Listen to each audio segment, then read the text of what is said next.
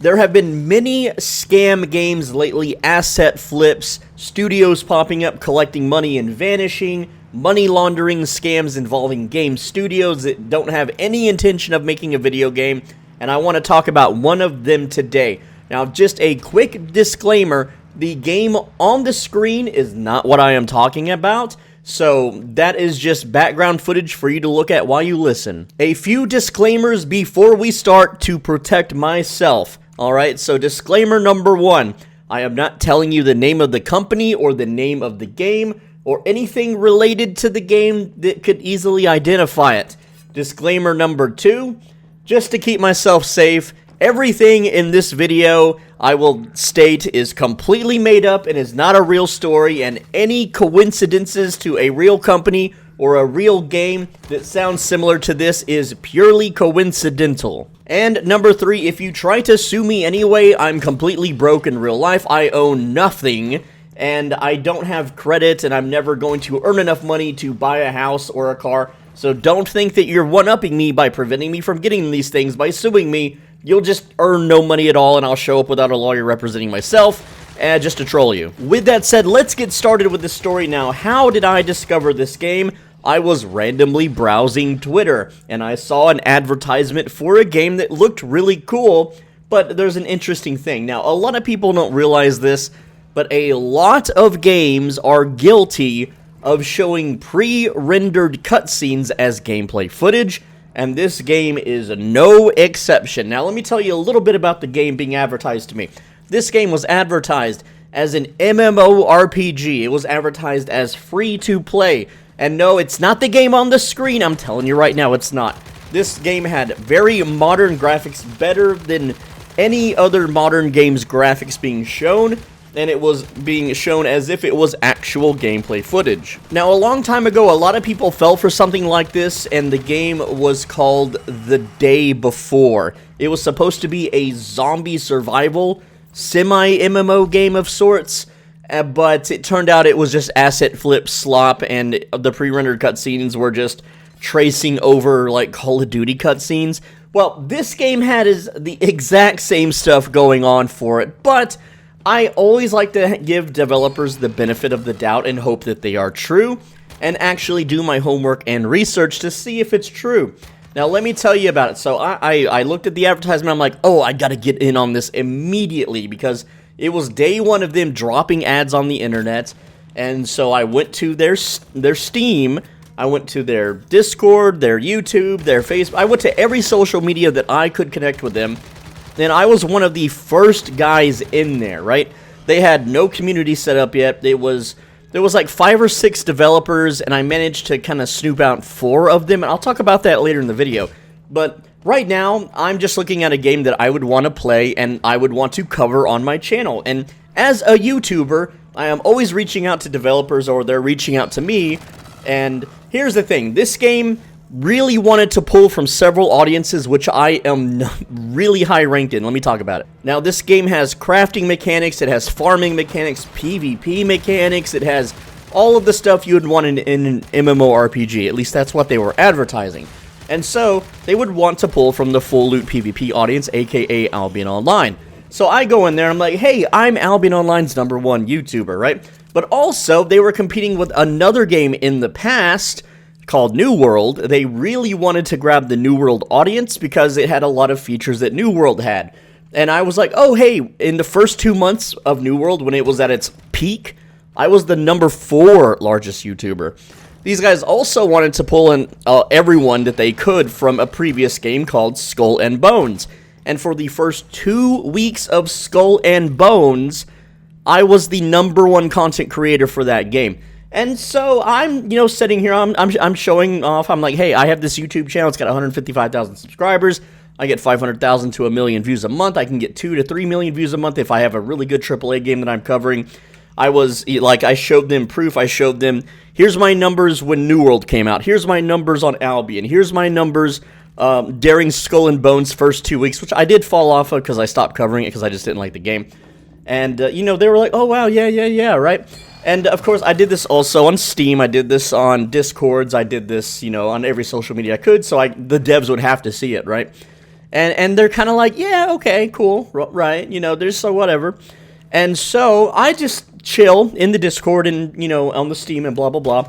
And of course, as you know, I do have lots of haters. When you become a big YouTuber, a content creator, whatever, influencer, whatever you want to call me, you will always have haters. Now, the ones that have big numbers that are fake, like people that just buy subs or views, they don't have haters because there's no real audience to begin with. But I am fully organic, and so yes, I do have haters, and they follow me everywhere, and the second they see my name, they just lash out with any little tiny bits of negativity that they can. But right now, that's not important. We'll get back to that later. And at some point, these guys are running a YouTube channel, and they're dropping gameplay footage, but it's actually just pre-rendered cutscenes disguised as gameplay. I can tell these things because I have played games my whole life. I have seen this scam before, but I'm still hopeful that they're actually making a game, and right now they just want to get the word out because no one knows about this game. There is like maybe 20 or 30 people in their Discord.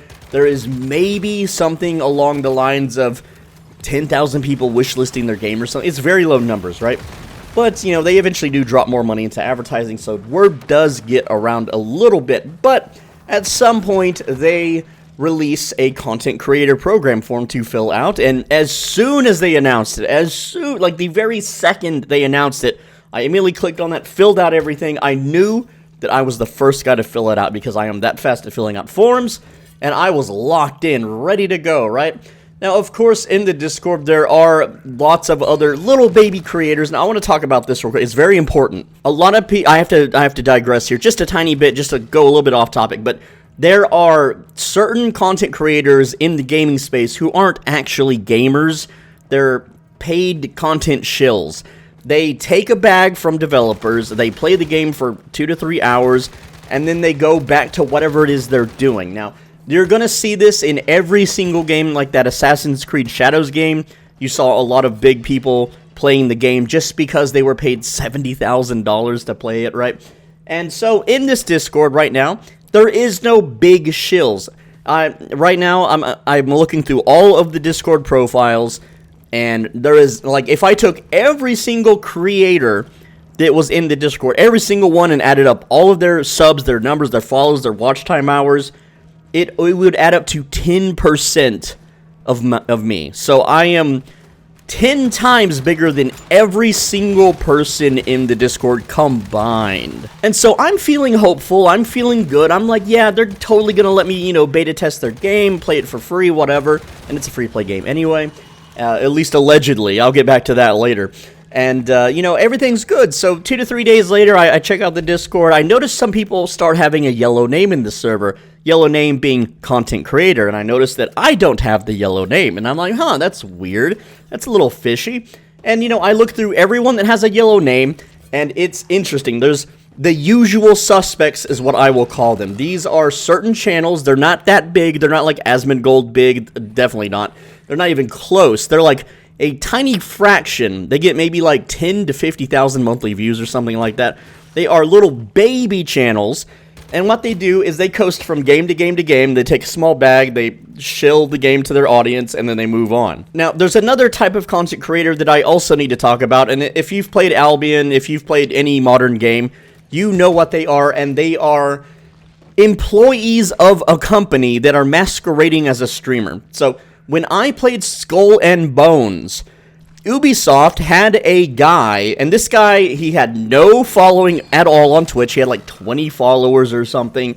He had no viewers at all, but this guy got to play the game 8 months early, and he even advertised that, he was hired by Ubisoft. He's an employee of Ubisoft. He's in a special program by Ubisoft, and so on and so forth. Now, this guy was also in this Discord, and he also got the content creator role. Now, this guy still streams to this day, 8 hours a day. He streams Skull and Bones because he is contractually obligated to. Now, Skull and Bones is a dead game with like 400 players on Steam, but this guy is streaming to a literal nobody audience, maybe like 5 to 10 people. It's just him on his phones and other devices and his girlfriend or something.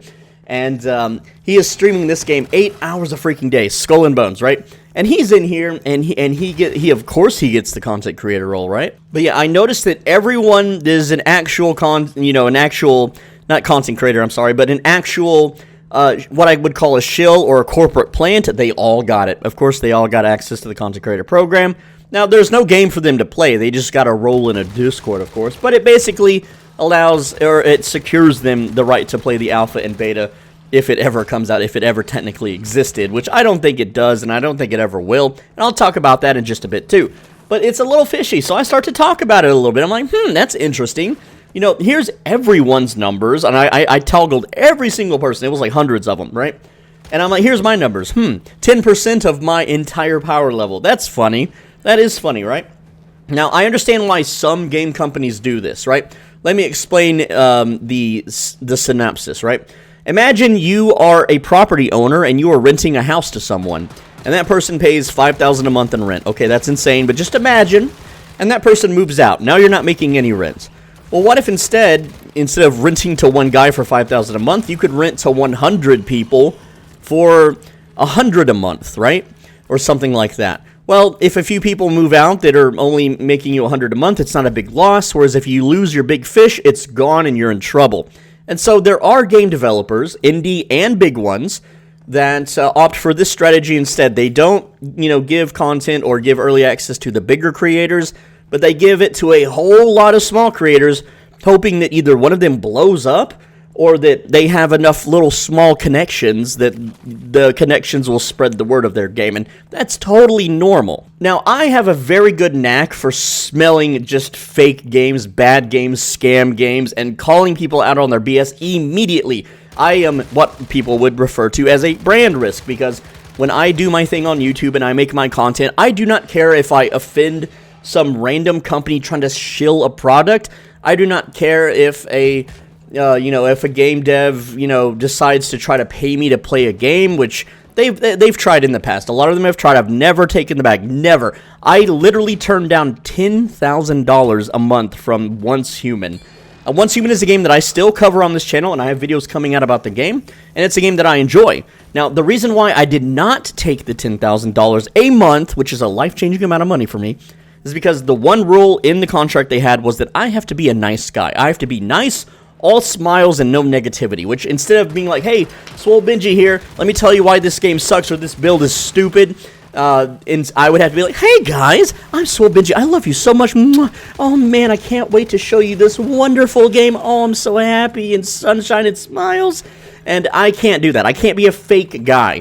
It is soul destroying for me to be fake. So, anyway, I noticed I didn't get the key, right? And so I'm like, I'm just going to raise a ruckus in their Discord until they tell me why.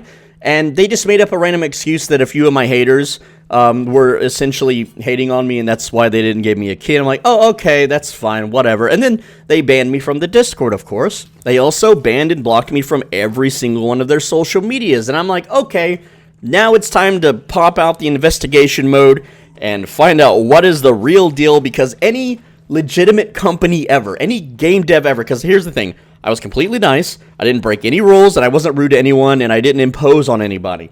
So it's very weird for them to just like cut off all contact with me out of thin air, right? It's super weird. And so I had to start doing my investigations. And so I start with, well, if people are getting into the content creator program, that means they're being sent press kits, because I start seeing little baby YouTube channels making videos, and they're all copy-pasted the exact same way. There's like 100 videos on the game, and all the titles are very similar. All the creators are saying the exact same slop, the same script they're reading from a pamphlet, right? And also, the dev is in the comments like, oh, thank you for covering our game. And all of these 100 videos, it's just them talking over a trailer. It's not even gameplay. It's not even them playing the game. It's just them talking over a trailer. And some of these are probably just innocent YouTubers that don't know any better, that fell for the scam, whatever. But I contact a few of them, and I'm like, oh, hey, I'm pretending to be one of them or with them, right? And they know me because I'm a bigger YouTuber. And they're like, oh, hey, Soul Benji, what's up? And I'm like, hey, man, can you send me the link to the press kit? I forgot the link. I don't have it on me. Can you send me the link? And they're like, yeah. And so for those that don't know, a press kit is when a company sends you like a little kit with, characters and graphics and videos that you can show off to promote their stuff. Now, here's the reason why I asked for the press kit, and that is if you go to their Steam page, they don't have a company or a publisher listed under the game, which I don't know if that breaks a Steam rule. I don't really care if they're breaking rules. I just wanted to talk about it in a video. But here's the thing, right? It's very fishy. You can't Google their company name because it's not public at all.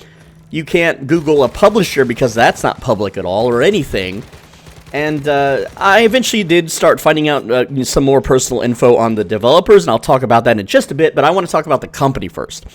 But I'm like, okay, these press kits, they almost always have a link to a publishing company or the company itself, and lo and behold, I get a link from a fellow YouTuber and Twitch streamer, and I check out the press kit, and I get the company name, which is just some generic random bullcrap company, right? And I start doing my homework and research. So this publishing company popped up around February 2025, oddly enough, which is, the game's been in development apparently for years, but this company just popped up out of nowhere. And the thing is that this game hasn't been in development for years. It's literally just a bunch of people trying to get some money or something, or I don't know what the purpose is, but I think it might be a. I'll explain why. I think it's a money laundering thing. Let me explain. So, when people launder money in these countries, and I'll talk about the country in a bit, they make a company that looks like it's a legitimate company, but you can't really prove that they have a product that they're selling or pushing. Whereas game companies, ooh man, people can throw money at those, they can invest into those, they can do all sorts of things to those, and that's how they move the money around. And it's very common, and it's a lot of more companies are starting to do it. It really sucks. But the point is that this publishing company, sprang up and this all happened in March, right? And we're in April now, so I've been holding on to this story for a while and for a good reason. But this company just sprung up in February. I'm like, okay, whatever. So I read all of their legalese on their website and look at their website. It's very generically made. It's just copy pasted from other companies. They didn't even write their own, privacy agreements and blah blah blah. But I get a bunch of email addresses, and I get the company name. I'm like, okay, cool. So I start looking up more from the company name, like who works for this company, where is this company from, and yada, yada, yada. And what do I find? Well, I do eventually find a LinkedIn profile of a female CEO, and it was deleted. It was deleted, but I managed to find a website that catalogs, caches, or caches, whatever you want to call it, of old web pages before they're deleted. So I do manage to pull up this CEO's profile, and it's interesting. So this woman, she went from cashier at a grocery store. That was her first job. Her second job was a bank teller, and her third job was the CEO of a gaming company. Now this woman is educated, and I looked her up on Facebook and her whole life history that I could find. And she went to college for some very basic things like business, but not game design, not video games, nothing to do with video games. All like the most basic degrees you can think of, women's studies, yada yada yada. Nothing to do with video games at all. The person's social media is their private life. Nothing about video games. No interest at all in video games. They don't play video games at all. They have nothing to do with video games. Now, of course, being me, I'm in investigation mode, and I make some calls, and I try to find some people that knew this person, either worked with her in the past or whatever, and I just asked some random innocent questions in any ways that I could, trying to find out, does this person play video games? Do they ever talk about video games? Do they like video games? And the answer is no. They have nothing to do with video games whatsoever. They don't even like video games, and that's a little weird that this woman is the CEO of a video game publishing company. Very unusual. Now, and I'm thinking, it's like, okay, we got to find the other employees. Well, there is no other employees. It's a publishing company under this woman's name, and I'm like, okay, let's figure out the developers now. So I start looking into the developers' Twitter, their Reddit accounts, their Discord accounts, and yeah, I'm banned on the Discord, but you just get another account in there, you just change IP addresses, clear cookies, clear cache, you're back in, baby. And I start looking into them, and here's the thing, right? There's like 7 total developers. That's what they're calling themselves. I don't think they're actually developers. And they're all oddly spread out in the world. Let me tell you, the lead developer, he is from Uzbekistan. That's right, Mr. Dev. If you're listening, you know who you are. And can't touch this because I told you the story was made up at the start of the video. So, Anyway, the lead developer is in Uzbekistan, and the CEO is his mother. That's convenient. Very convenient. Anyway, The other developer, the second one, is in Russia. Well, that's not too far away from Uzbekistan. The third one is in Cuba, and the fourth one is in Australia. So they're very spread out. And, yeah, interesting enough. It's like, okay, cool, you know, and I look into their past, and none of them have any experience with making an MMORPG or game dev at all. None of them have a history of it. You know, it's like they just sprang up out of nowhere with this knowledge, like the divine intervention beamed into their heads that they just magically know how to make a video game, right? I don't think so. Now, I start getting phone numbers and other personal data, and of course, I email everyone that I can in their family and in this company and the devs. I email their work account emails, their personal email accounts, their high school email accounts that I could find.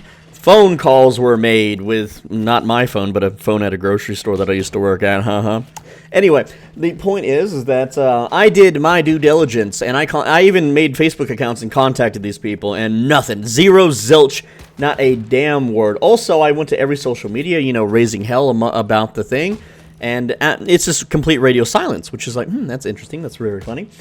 And, yeah, but I did more homework. I found out, like, I went as far as to find out where someone's grandpa was buried.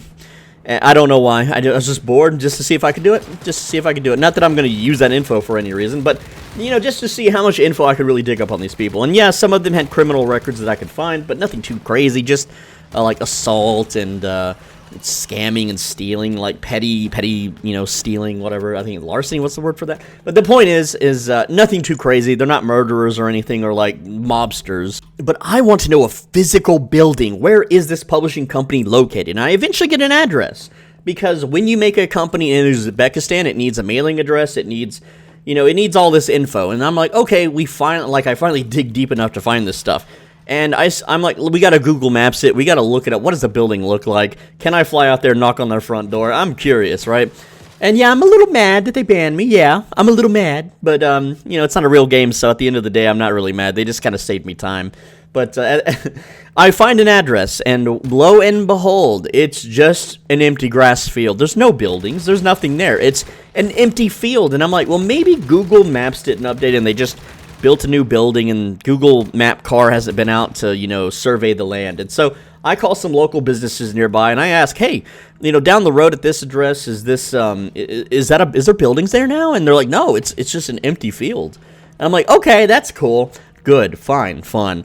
And, you know, I compile all the data, and I'm like, do I turn this into some sort of authority figure in Uzbekistan? And the answer for me is no, I'm not a snitch, and I'm not going to do anything with this info. I just wanted to make a wacky video about it. And ever since interacting with their literal entire family and personal life, they have now redacted some things. They have now redacted that the game might not be free to play. They have redacted that it's an MMORPG. It is now a 4-player co-op game with no PvP, apparently. Which is interesting because I dug up even more information on this company and its people.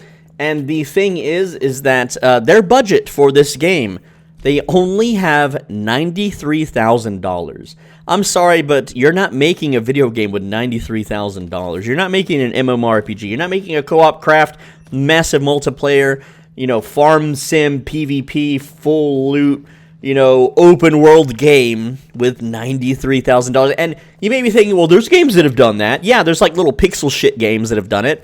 Or games that, you know, use like Kickstarter or something to do it. Absolutely. But this game, it looks better than a AAA title. Graphically, it looks better than anything that a massive multi-billion-dollar studio could produce. And the reason why is it's stolen assets. It's an asset flip game. Once again, it's an asset flip game. Right? And it's like, oh my god. But the thing is that I haven't found anything from them that's trying to like take money from people. So I don't know. I think it has to be a money laundering thing. They're just setting up this fancy game like, hey, look at our fancy game quote, which is actually just pre-rendered cutscenes. And they're gonna have investors dump money into them, and then they close the company, which there's no physical address for their building. It's literally just a dude who lives with his mom in Uzbekistan and his Russian and Cuban and Australian friend scamming the internet for some reason. I don't understand why. And it's funny because anytime they talk to the public, they're just like digging their own hole deeper. And normies have started to catch on their Steam forums and on other social medias. People are starting to think that it's a fake game, and that there's something really fishy and weird about just the whole atmosphere and whatnot. And the whole reason for me making this video is essentially petty revenge of sorts. Now let me explain. So on Steam, I was talking to one guy in their game general discussions, and I was trying to talk to someone about the Mandela effect, and what did the devs do? Perma-banned me from their Steam forums because it was not on topic to their video game. Oh no, I'm socializing with someone and they're restricting that? Oops, you messed up, Buster. Now, I do eat a lot of bans on Steam forums because I usually crap post and troll, and that's fine.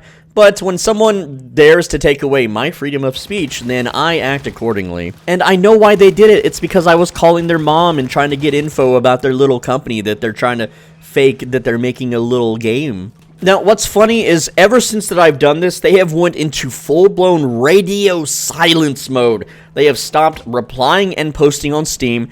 They have stopped talking at all in their Discord.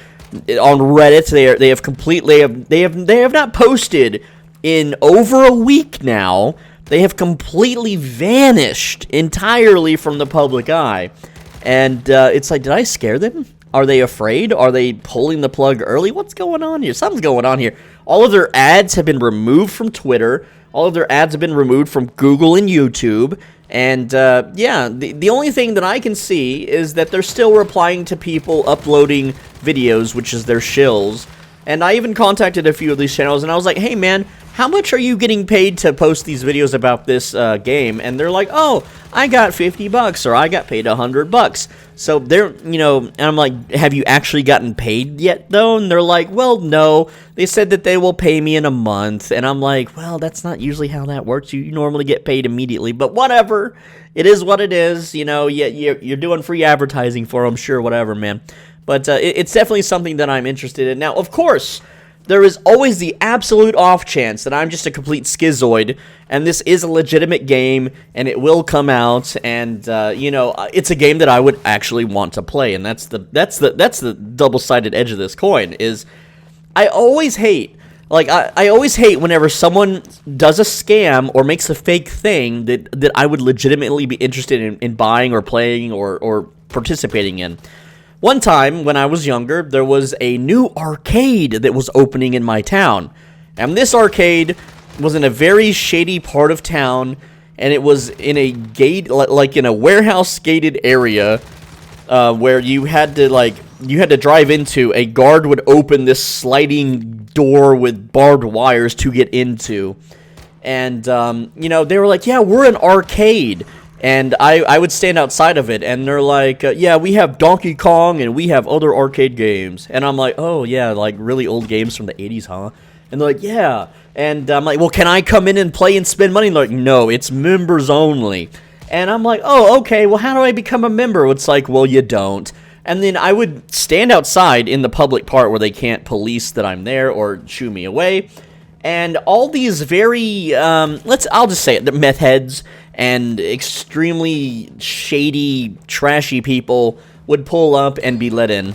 And eventually, I got some spy stuff going. I'm very good at espionage, and it turns out it was an illegal gambling facility where people would go to gamble and play slots and play poker. And so, what did I do? Well, I was like, hey, like, I even approached them. I'm like, hey, I know you're not an actual arcade. You're just like a gambling place. Can I come in and gamble?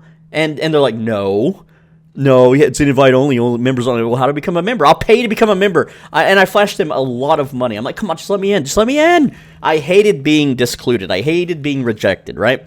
And so, what did I do for my local town? Well, I let everyone know. I was like, guys, this is not an arcade. This is a gambling facility. I told all the government officials, I worked in retail, and I knew the whole damn town. The whole town loved me. I was their favorite person ever. And so I just spread the word around, you know, oh yeah, this place is legal. Come help me protest it. Come help me, you know, troll it. Let's call them up round the clock every day. People were posting the phone number on 4chan and helping troll it, and it was amazing.